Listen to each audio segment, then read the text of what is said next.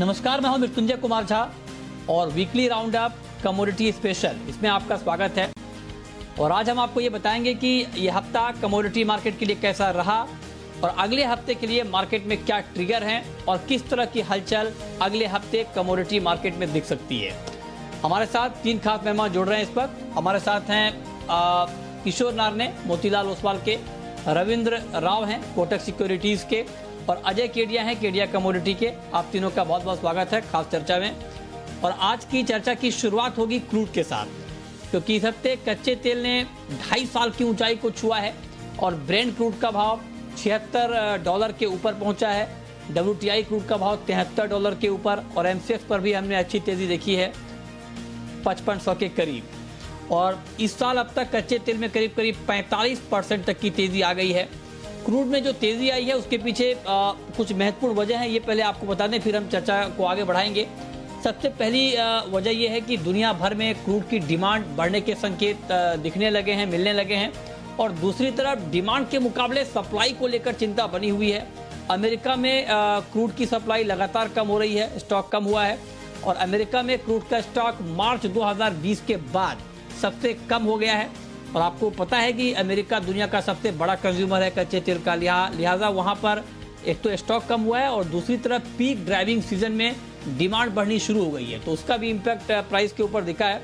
तीसरी महत्वपूर्ण बात यह है कि पहले ये लग रहा था कि ईरान से क्रूड की सप्लाई बढ़ने को लेकर कुछ अच्छी खबरें आएंगी, लेकिन अभी ईरान की न्यूक्लियर डील को लेकर के बातचीत कोई साफ संकेत बातचीत के मिले नहीं है, लिहाजा वहां से भी सप्लाई बढ़ने के आसार फिलहाल कम दिख रहे हैं। अब मार्केट को एकमात्र उम्मीद है ओपेक की मीटिंग पर, जो कि 1 जुलाई को होनी है, ओपेक और गैर ओपेक देशों की। और इस बैठक में शायद अगस्त के महीने और गैर ओपेक देशों की, और इस बैठक में शायद अगस्त के महीने से भी उत्पादन बढ़ाने को लेकर कोई फैसला हो। इस तरह की अटकलें मार्केट में लगाई जा रही हैं। फिलहाल जुलाई तक 21 लाख बैरल की सप्लाई बढ़ाने पर फैसला हुआ था, जो चल रहा है अभी। अब इसमें कितना एडिशन होता है, 50,000 बैरल या 1 लाख बैरल, ये देखना महत्वपूर्ण होगा। लेकिन तब उसके बाद मार्केट की चाल कुछ ज्यादा समझ में आएगी। लेकिन उससे पहले क्रूड में आपके लिए किस तरह का ट्रेड ठीक रहेगा, ये हम आपको बताएंगे। तो रविंद्र जी, पहला सवाल आपसे ही बताएं, क्रूड में क्या लगता है नेक्स्ट वीक आपको? Good evening Mrityunjay, I think crude में अभी भी जो पॉजिटिवनेस है वो कंटिन्यू है। अगर हम प्राइसेस देखें तो $73 के ऊपर WTI कंसिस्टेंटली ट्रेड कर रहा है। अगेन कोई मेजर नेगेटिव ट्रिगर्स नहीं है, क्योंकि अगर इन्वेंट्री फ्रंट पे देखें तो इन्वेंट्री भी अच्छी आ रही है क्रूड के लिए। लाइक डिक्लाइन देख रहे हैं हम क्रूड इन्वेंट्रीज में। गैसोलीन स्टॉक्स जो पिछले कई हफ्तों से जो बढ़ के आ रहा था, वो इस हफ्ते में it has shown a decline. That again indicates की डिमांड की वजह से जो प्राइस ऊपर जा रहा है, I think that is justifiable. उसके अलावा अगर सप्लाई साइड देखें तो ओपेक की मीटिंग है, जैसे आपने बताया जुलाई 1 को। हमें नहीं लगता कि मेजर कोई चेंजेस करेंगे, क्योंकि that might create lot of volatility और शायद ओपेक को भी ये नहीं चाहिए कि प्राइसेस एकदम नीचे जाए। सिर्फ एक जो कंसर्न है, जो हम कंटिन्यूसली हम बात कर रहे हैं, वो है US ईरान का जो डील है। आई थिंक अगर वो डील भी हो जाता है तो उसके बाद हो सकता है कि ओपेक थोड़ा सा एक बैलेंस आउट करने के लिए एक एग्रेसिव स्टेप ले, which might again balance the prices. तो मेरे हिसाब से जो अपसाइड है वो कंटिन्यू रहना चाहिए क्रूड में। हमारा जो टारगेट है, जो हमने पिछले शोज में भी कहा है, WTI में अराउंड 75 से लेके $77 तक के लेवल्स पॉसिबल है। और अगर ब्रेंट की बात करें तो ब्रेंट 79 से $80 तक जाने के चांसेस है। तो we are sticking to that target. और हमें लग रहा है कि कोई भी अगर डिप आता है क्रूड में, आई think that will again be bought. और MCX की बात करें तो MCX में 5,600 से लेके 5,700 तक के लेवल्स हम क्रूड में देख सकते हैं। So I think any dips is a good buying opportunity. हाँ, थोड़ा बहुत करेक्शन आ सकता है, I think that will be a good level to enter. इसीलिए हमने वीकली कॉल के हिसाब से 5,340 के आसपास बाइंग करने की एडवाइस दी है। और हमारा जो टारगेट है वो अराउंड 5,600 से लेके 5,650 का। ठीक है, ठीक है, ठीक है। तो आपको लगता है कि कच्चे तेल में तेजी अभी बढ़ सकती है। किशोर जी, मैं अब आपसे पूछना चाहता हूं, क्योंकि जब 75 के ऊपर चला गया है ब्रेंट, तो अब ये मतलब माना यह जा रहा है कि 80 के ऊपर शायद ओपेक भी नहीं चाहेगा, रूस भी नहीं चाहेगा और अमेरिका भी नहीं चाहेगा कि 80 के ऊपर क्रूड का प्राइस जाए। अब चूंकि 80 की दहलीज पर क्रूड का मार्केट खड़ा है, तो ऐसे में आपका अपना अनुमान क्या है कि जो 1 जुलाई को ओपेक की महत्वपूर्ण मीटिंग होनी है ओपेक प्लस की, क्या उसमें कोई बड़ी बढ़ोतरी कच्चे तेल की सप्लाई को लेकर उसमें फैसला हो सकता है? और अगर होता है, मान लीजिए 50,000 या 1 लाख बैरल और ऐड कर दिया जाए, तब क्या क्रूड का प्राइस 75 के ऊपर सस्टेन करेगा? क्या अनुमान है आपका? मेरे हिसाब से Mrityunjay, I think OPEC also थोड़ा सा इसमें कॉम्प्लेसेंट नहीं होना चाहिए। प्रोबेबली उन लोग भी ये नहीं चाहते हैं, जैसा आपने सही बताया, कि 80 के ऊपर जाए। और जो शेल ऑयल का जो प्रोडक्टिविटी जो रुका हुआ है कि because of the capital issue, so वो कहीं ना कहीं वापस ट्रिगर ना हो जाए, तो उन लोग एक बैलेंस मेंटेन करने का कोशिश करेंगे। और मेरे हिसाब से यहाँ पे बट उसके उन लोगों के मतलब इच्छा के अलावा मुझे लगता है कि मार्केट डिमांड सप्लाई बैलेंस को ज्यादा अहमियत देना चाहिए as of now. And demand बढ़ने ही वाला है और सप्लाई में कंसर्न्स है आज भी कि जो ईरानियन सप्लाई आने वाला है वो एक बार के लिए आप थोड़े समय के लिए आप समझ लीजिए कि ऑफ द मार्केट है। एंड ओवरऑल इन्वेंट्री सिचुएशन अगर देखें तो वो भी पिछले साल से तो काफी कम है, ओईसीडी इन्वेंट्रीज भी कम है, तो मेरे हिसाब से demand is going to revive faster और क्रूड प्राइस ऊपर ही जाने वाला है। मेरे हिसाब से 80 के ऊपर भी जाएगा, बट 80 टू 85 ये समथिंग और रेंज में देख रहा हूँ कि 85 के ऊपर थोड़ा सा टिकना डिफिकल्ट लगता है, बट 85 तक पहुंचने का कोशिश तो जरूर करेगा मेरे हिसाब से। इंडियन मार्केट अगर देखें तो फिलहाल के लिए 5600 5620 के आसपास आपको थोड़ा रेजिस्टेंस मिलना चाहिए, बट स्टिल मेरे हिसाब से उससे भी ऊपर जाना चाहिए। एज ऑफ नाउ बुलिश ही रहना चाहिए। अच्छा, तो आप कह रहे हैं कि 85 तक ब्रेंट का भाव जा सकता है और 85 के ऊपर आप कह रहे हैं कि टिकना मुश्किल होगा। फिर उसके बाद अलग अलग तरह के कदम अलग अलग देशों की तरफ से उठाए जा सकते हैं। अजय जी, अब आप बताएं सर, जो ट्रेडर हैं जो पोजिशनल ट्रेड क्रूड में लेना चाहते हैं, उनके लिए आपका व्यू क्या है? क्या 200-300-400 रुपए अपसाइड के लिए अगले 1-2 हफ्ते के लिए क्रूड बाय करना ठीक है क्या? गुड इवनिंग मित्र जी। डेफिनेटली जो अभी तक हमने फंडामेंटल्स देखे वो बिल्कुल क्रूड को सपोर्ट कर रहे थे। ऑलमोस्ट हमने 5500 के भी लेवल टेस्ट करते हुए देखे, बट कहीं ना कहीं अगला हफ्ता काफी इंपॉर्टेंट रहेगा।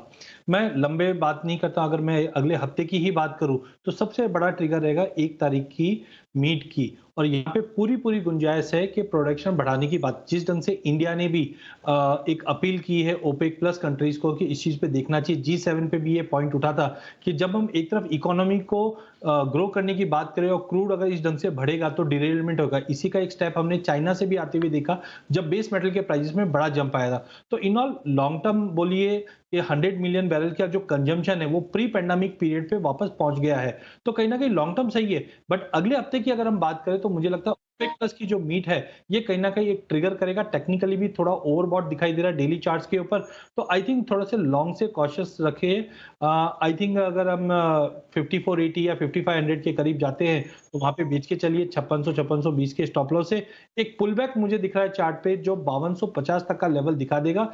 करंट लेवल पे बाइंग करना काफी खतरनाक हो सकता है। क्रूड ऑयल के अंदर एक पुल बैक जरूरी है, और जो अगली मीट है ओपेक की उस पे मुझे लग रहा है कि मार्केट में अगला हफ्ता एक पुल बैक दिखा सकता है, तो बेटर शॉर्ट साइड रहिए, लॉन्ग साइड नहीं रखना चाहिए। ठीक है, तो ये कुछ डिफरेंट अलग अलग राय है, लेकिन कुल मिलाकर आप जो भी ट्रेड लें क्रूड में एक बात ध्यान में रखें कि बड़े इवेंट हैं सामने, और ऐसे में जो भी आप ट्रेड लें स्टॉप लॉस जरूर लगाएं। और बहुत तरह के अभी खबरें आएंगी क्रूड को लेकर। एक तो ईरान की बातचीत चल रही है, दूसरी तरफ 1 जुलाई को ओपेक की मीटिंग है, देखना होगा किस तरह के डेवलपमेंट यहाँ पर आते हैं। तो ये तो बात हो गई क्रूड की। अब आगे बढ़ते हैं, अब हम बात करते हैं गोल्ड की। और गोल्ड के लिए ये हफ्ता बहुत ही रेंज बाउंड वाला हफ्ता रहा, बहुत ही दायरे में कारोबार हुआ। जून की ऊंचाई से 3000 रुपए तक टूटने के बाद गोल्ड का भाव अब थोड़ा बहुत संभला है और इस हफ्ते 46,800 से 47,200 के दायरे में भाव दिखा है। मतलब 400 रुपए का ही रेंज गोल्ड का कमोबेश रहा है। और गोल्ड के साथ एक नई बात ये हुई कि एक तो पहले फेड ने क्लियर किया कि 2023 में 2 बार दरें बढ़ेंगी। इस ऐलान के तुरंत बाद मार्केट को बड़ा झटका लगा, तेज गिरावट आई, क्योंकि पहले 2024 की बात हो रही थी दरें बढ़ने को लेकर, उसमें 1 साल प्रीपोन किया गया, तो मार्केट ने इसको बहुत सीरियसली लिया, बहुत तेज गिरावट आई। लेकिन उसके बाद इस बयान को अलग अलग तरीके से रफू करने का भी प्रयास हुआ। फिर ये कहा गया कि महंगाई की चिंता बनी हुई है और दरें बढ़ाने में जल्दबाजी नहीं करेंगे। तो अलग अलग बयान से मार्केट थोड़ा सा कंफ्यूज हुआ, थोड़ा सा अनिश्चितता का माहौल बना और लिहाजा एक रेंज बनता हुआ यहाँ पर दिख रहा है। तो अब मैं किशोर जी आपसे पूछना चाहता हूं कि ऐसे में क्या माना जाए, क्योंकि हम ये थीम मान के चल रहे थे कि क्या गोल्ड में अब एंट्री की बारी आ गई है क्या, क्योंकि तेज गिरावट के बाद मार्केट अब उस लेवल के आसपास ही घूम रहा है, एक रेंज बनता हुआ दिख रहा है 46,800 47,200 का। तो क्या आपको लगता है कि इस रेंज में गोल्ड में नई एंट्री करना ठीक है, चाहे ट्रेडर हो चाहे इन्वेस्टर हो? नितिन जी, एक चीज यहाँ पे मैं कहना चाहता हूँ कि ट्रेडर्स को शॉर्ट टर्म वॉलेटिलिटी बहुत ही अच्छा है, मोमेंट अच्छा आ रहा है, ट्रेड करने का मौका बहुत मिल रहा है। बट इन्वेस्टर्स के लिए ये बहुत नॉइसी सिचुएशन है कि बहुत ज़्यादा नॉइस है, ऊपर नीचे हो रहा है। एक्चुअली क्या है कि फाइनली आप समझ के चलते हैं कि ये 1730 से लेकर 1830 के बीच में, ये $100 के बीच में काफ़ी वॉलेटिलिटी हमको देखने के लिए मिला। सो मार्केट कहीं ना कहीं नीचे भी जाता है, ऊपर भी आता है, फाइनली ये रेंज में टिका हुआ है। अगर पिछले 3 से 4 महीने के अगर आप देखें तो इन्वेस्टर हमेशा वो इन्वेस्टमेंट का मौका ही है।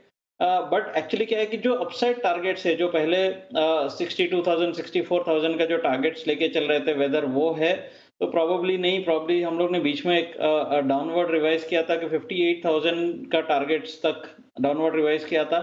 प्रॉबली जैसा जैसा फेड का जो नजरिया बदलता है और इन्फ्लेशन जो एक्चुअल रियलिटी में बदलता है, तो मार्केट्स एक्चुअली रीप्राइसिंग करते हैं हर एसेट मॉडल को।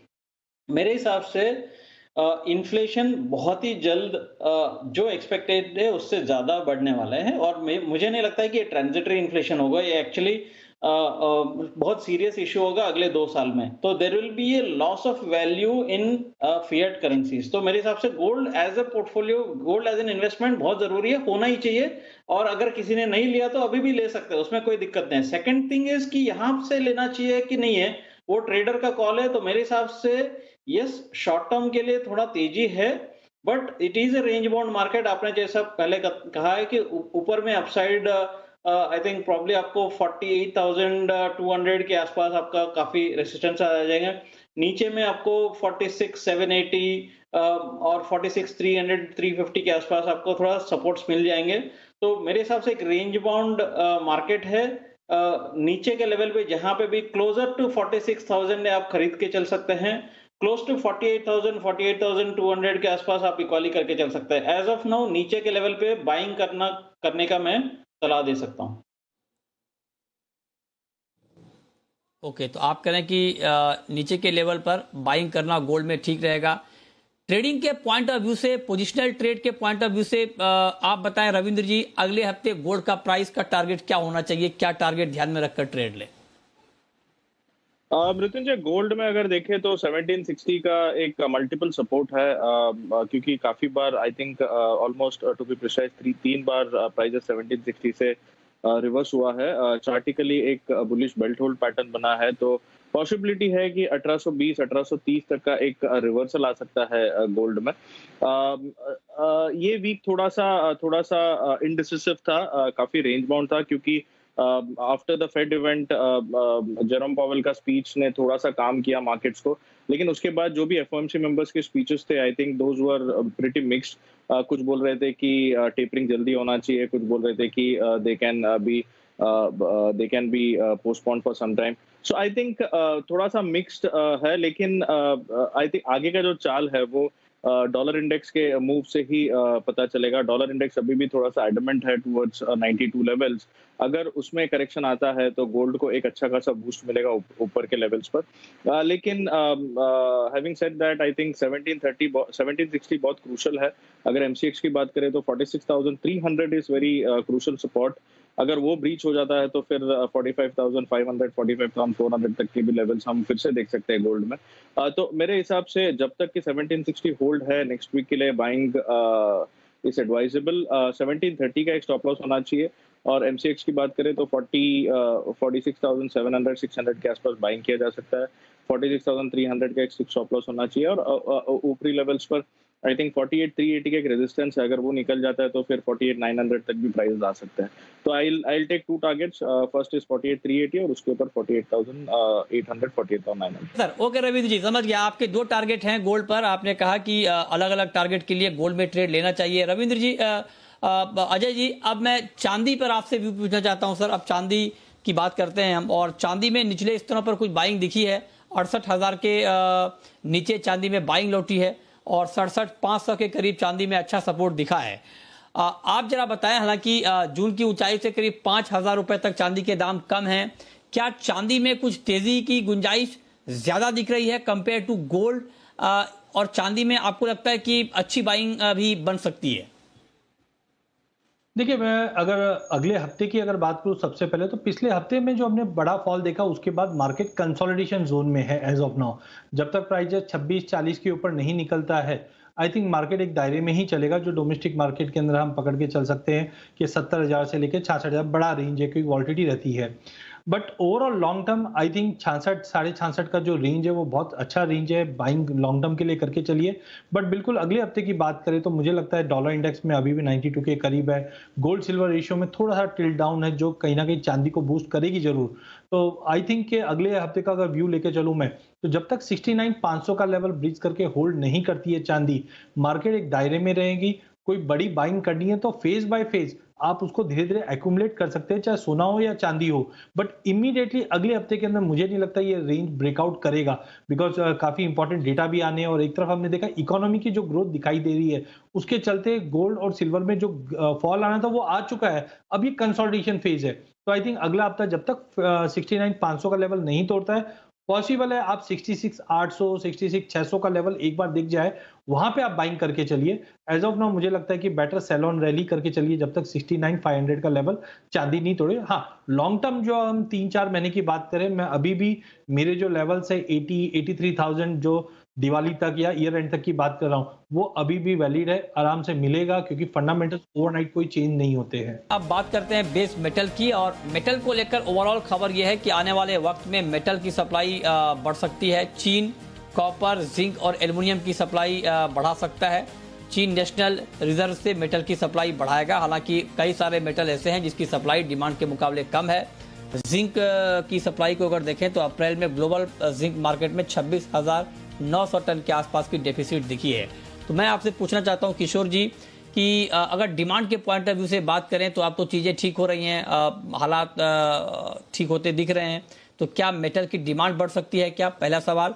और ऐसे में आपकी टॉप पिक पूरे बेस मेटल पैक में क्या होगी, जहां पर आपको लगता हो कि पोजिशनल ट्रेड या थोड़ा लॉन्ग टर्म का ट्रेड लिया जा सकता है? आई थिंक मेटल में डिमांड तो है ही है, बढ़ने का तो ऑलरेडी बढ़ा हुआ है। पिछले कई महीनों से हायर डिमांड देखा हुआ है। बट आई थिंक मार्केट में दो रिस्क फैक्टर्स है। वन इज कि अभी भी डॉलर इंडेक्स हायर लेवल पे है, थोड़ा बहुत नर्वस है। अगर आप कॉपर का ट्रेडर्स को देखें तो they are still worried about dollar, number one. Number two कि Chinese intervention into the market, कि चाइनीज का जो इंटेंशन है कि इनको बेस मेटल का प्राइसेस को थोड़ा ठंडा कर दे और थोड़ा कूल ऑफ करे, ये आपका जो नेगेटिव फैक्टर्स है। और तीसरा जो पॉजिटिव साइड है कि अभी भी चिली एंड पेरू और स्ट्रगलिंग विद कोविड, तो मेरे हिसाब से वहां पे सप्लाई साइड इश्यूज अभी भी है। बट ओवरऑल इस एंटायर मामले में मैं पोजिशनल बेसिस पे मैं आई थिंक निकल को टॉप पिक के तरह से मैं पिक कर सकता हूँ। Nickel is going to be very strong. अगले हफ्ते के लिए आई थिंक 1335 के आसपास मैं निकल का जुलाई वायदा का बाइंग का सलाह दे सकता हूँ। 1270 का स्टॉप लॉस यूज कर सकते हैं और 1450 के आसपास का टारगेट के लिए। So nickel is one of the best buys for short to medium term. ठीक है, तो आप निकल आपकी टॉप पिक है। रविंद्र जी, संक्षेप में कॉपर में क्या किया जाए? कॉपर में आपको लगता है ट्रेड लेना चाहिए अभी? कॉपर में एक ब्रॉड रेंज है मृत्युंजय, लेकिन जैसे आपने जो फैक्टर्स बताए, स्पेशली चाइना से जो इंटरवेंशन आ रहा है, I think that is creating some pressure. तो मेरे हिसाब से कॉपर में अराउंड 735 736 तक जुलाई कॉन्ट्रैक्ट जाने की पॉसिबिलिटी है, बट वो काफी स्टिफ रेजिस्टेंस है। हमें लग रहा है कि वहां से एक बार सेलिंग प्रेशर आ सकता है फिर से, तो वहां पे एक बार शॉर्ट कर सकते हैं। 742 का स्टॉप लॉस होना चाहिए, और जो इमीडिएट टारगेट है वो अराउंड 720 715 का होगा, और वहां से फिर I think again the market will stay range bound. ठीक है जी जी जी। ओके, आखिरी सवाल अजय जी आपसे, एग्री मार्केट में चना अभी कैसा लग रहा है आपको? चने में एक मोमेंटम लौट रहा है क्योंकि ये कहा जा रहा है कि सप्लाई नहीं हो रही है मार्केट में ठीक तरीके से डिमांड के मुकाबले, तो क्या चने में कुछ और तेजी हम देख पाएंगे? बिल्कुल, मुझे लगता है पूरे एग्री पैक के अंदर सबसे अट्रैक्टिव लेवल पे चना इस वक्त ट्रेड कर रहा है। हमने बीच में देखा था जो स्टॉक के ऊपर जो एक अटकलें लगाई जा रही थी, उसके बाद प्राइसेस में करेक्शन भी आया, बट एमएसपी के नीचे प्राइस टिक नहीं पा रही। ओपन अप हो चुका है पूरा मार्केट, पाइपलाइन खाली है, जिसकी वजह से डिमांड है। सुनने में ये भी आ रहा है कि जो एक्रेज है इस बार की सोइंग की, उसमें भी थोड़ा बहुत ड्रॉप दिखाई दे रहा है, बिकॉज अदर क्रॉप के भाव काफी ज्यादा है। टेक्निकली देखें तो प्राइजेस अब 5050 से लेकर 5250 का एक दायरे में अटक चुका है। कहीं पे भी अगर अपसाइड में 5200-5250 के ऊपर ब्रेकआउट आता है तो एक बड़ी तेजी के लिए चना फिर से तैयार हो जाएगा। ओवरऑल ये अगले 6 महीना चना सबसे बड़ी आउट परफॉर्मिंग कमोडिटी बनकर निकलेगी। टाइमिंग अगर अगले हफ्ते की बात करें तो मुझे लगता है 4130-40 के करीब लेके चलिए। 5060 का स्टॉप लॉस रहेगा, इमीडिएट टारगेट 5250 का रहेगा। राइट, बहुत शुक्रिया अजय जी आपका, किशोर जी आपका और रविंद्र जी आपका हमारे साथ इस खास चर्चा में जुड़ने के लिए और बताने के लिए कि अगला हफ्ता कमोडिटी मार्केट के लिए कैसा रह सकता है।